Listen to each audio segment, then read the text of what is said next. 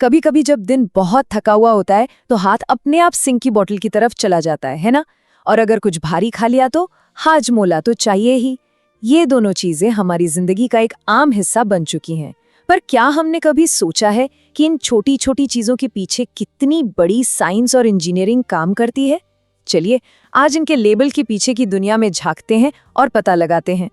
तो चलिए सबसे पहले बात करते हैं स्टिंग की, वही लाल रंग वाली ड्रिंक जो दावा करती है कि एक घूंट में ही सारी सुस्ती गायब।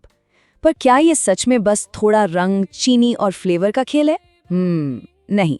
इसकी कहानी तो एक बहुत ही मामूली चीज से शुरू होती है, पानी से। हाँ, ये चेतावनी हर बॉटल पे एकदम साफ साफ लिखी होती है। तो सवाल ये उठता है कि भाई अगर ये ड्रिंक इतनी पॉपुलर और असरदार है तो फिर बच्चों के लिए खतरनाक क्यों? इसका जवाब ना इसके अंदर क्या क्या मिला है उसी में छुपा है। तो एक एनर्जी ड्रिंक बनाने में जो पहला और सबसे ज़रूरी कदम है वो है पानी। लेकिन रुकिए, ये हमारे घर के नल वाला पानी बिल्कुल भी नहीं है। ये इतना ज़्यादा शुद्ध होता है कि इसमें न तो कोई स्वाद होता है न कोई गंध। असल में यही साफ सुथरा पानी वो कैनवस है जिस पर एनर्जी ड्रिंक की पूरी तस्वीर बनती है। देखिए, फैक्ट्री के अंदर पानी को 3 बड़े स्टेज में साफ किया जाता है। सबसे पहले मोटे मोटे फिल्टर्स से, फिर रिवर्स ऑस्मोसिस या आरओ से, जो पानी में घुले नमक और केमिकल्स तक को बाहर निकाल देता है, और आखिरी में यूवी लाइट से गुजारा जाता है ताकि कोई बैक्टीरिया या वायरस बचे ही ना। अब जब पानी एकदम शुद्ध हो गया तब उसमें मिलाया जाता है वो मैजिक मिक्स जो इसे एक नॉर्मल ड्रिंक से एनर्जी ड्रिंक बनाता है। इसमें होता है कैफीन जो दिमाग को जगाता है, टॉरिन और बी विटामिन्स जो मेटाबॉलिज्म को सपोर्ट करते हैं, और शरीर को फौरन एनर्जी देने के लिए बहुत सारी चीनी। बस यही वो कॉम्बिनेशन है जो हमें वो जबरदस्त किक देता है। कैफीन, अरे ये तो वही चीज है जो हमारी सुबह की चाय और कॉफी को खास बनाती है।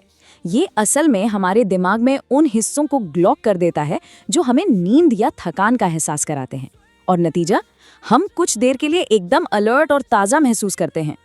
फिर आता है टॉरिन। ये एक तरह का अमीनो एसिड है जो हमारे शरीर में नेचुरली भी बनता है।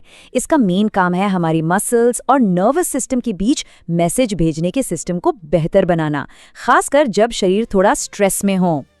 अच्छा, तो अब इन सारी चीज़ों को मिलाकर एक गाढ़ा सा सिरप तैयार होता है। इसी में स्टिंग का वो खास फ्रूटी फ्लेवर और चटक लाल रंग डाला जाता है।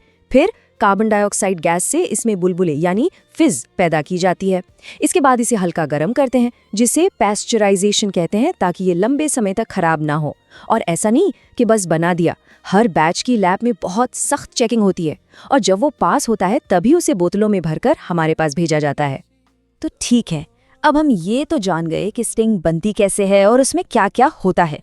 तो चलिए अब वापस घूमकर अपने पहले सवाल पर आते हैं, आखिर ये बच्चों के लिए सुरक्षित क्यों नहीं है? और इसका जवाब बहुत सीधा है। सबसे बड़ा विलन है कैफीन। देखिए, हम बड़ों पर कम मात्रा में इसका असर ठीक होता है, हम अलर्ट महसूस करते हैं, लेकिन बच्चों के शरीर पर इसका असर बहुत तेज हो सकता है। उनकी नींद उड़ सकती है, दिल की धड़कन तेज हो सकती है, और यहाँ तक कि पढ़ाई में ध्यान लगाने में भी दिक्कत आ सकती है। बस इसीलिए कंपनियां पहले ही ये चेतावनी लिख देती हैं। तो स्टिंग की कहानी पूरी तरह से केमिकल इंजीनियरिंग की थी, लेकिन अब बात करते हैं एक ऐसे प्रोडक्ट की जिसका साइंस हमारी रसोई और हमारी दादी नानी के नुस्खों में छुपा है। हाजमोला। अरे वाह, ये सिर्फ हाजमे की गोली थोड़ी है, ये तो हमारे बचपन की चटपटी यादों का स्वाद है ना? हाजमोला की कहानी किसी बड़ी फैक्ट्री से नहीं बल्कि भारत के खेतों से शुरू होती है। देश के अलग अलग हिस्सों में किसान जीरा, काली मिर्च, अदरक जैसी फसलें उगाते हैं। फिर इन मसालों को हमारे पुराने तरीकों से धूप में सुखाया जाता है ताकि इनका असली स्वाद और खुशबू बनी रहे। इसके बाद ही ये मसालों से भरे ट्रक फैक्ट्री की तरफ बढ़ते हैं। और यहाँ फैक्ट्री के अंदर होता है परंपरा और टेक्नोलॉजी का एक कमाल का संगम। मतलब हमारे पुरखों का आयुर्वेदिक ज्ञान और आज की आधुनिक मशीनों की स्पीड, दोनों मिलकर तैयार करते हैं वो छोटी सी चटपटी गोली। प्रोसेस कुछ ऐसा है। सबसे पहले जीरे को ठीक 130 डिग्री सेल्सियस पर भूना जाता है ताकि उसका फ्लेवर और निखर कर आए। फिर काली मिर्च, नमक, चीनी, सारे मसाले एक तय मात्रा में मिलाए जाते हैं। इस मिक्सचर को कई बार पीसा जाता है जब तक कि वो एकदम बारीक पाउडर न बन जाए। और बस आखिर में एक सुपर फास्ट मशीन इसी पाउडर को दबाकर गोलियों की शक्ल दे देती है, जिन्हें हम सब पहचानते हैं। और इन मशीनों की रफ्तार का अंदाजा लगाना भी मुश्किल है।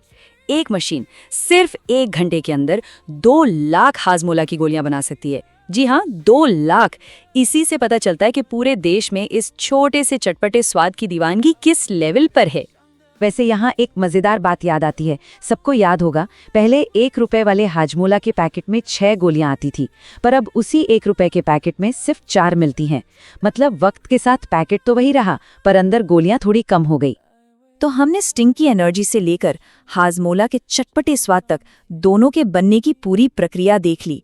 और इन दोनों कहानियों से एक बहुत ही दिलचस्प बात समझ में आती है, और वो बात यह है कि हमारी जेब में रखी 1 रुपए की गोली हो या हाथ में पकड़ी एनर्जी ड्रिंक, ये सिर्फ प्रोडक्ट्स नहीं है। इनके पीछे छिपा है बहुत सारा विज्ञान, कमाल की इंजीनियरिंग और न जाने कितने घंटों की मेहनत। हर चीज एक बहुत ही कंट्रोल्ड प्रोसेस से गुजरती है, ताकि हम तक हर बार वही स्वाद और वही क्वालिटी पहुंचे। तो अगली बार जब कोई भी चीज खरीदे, चाहे वो एक बिस्किट का पैकेट हो या जूस का डिब्बा, एक पल के लिए रुककर सोचिएगा जरूर कि इसके पीछे कौन सी दिलचस्प वैज्ञानिक कहानी छिपी हो सकती है। हमारे चारों ओर साइंस ही साइंस है, बस उसे देखने वाली नजर चाहिए।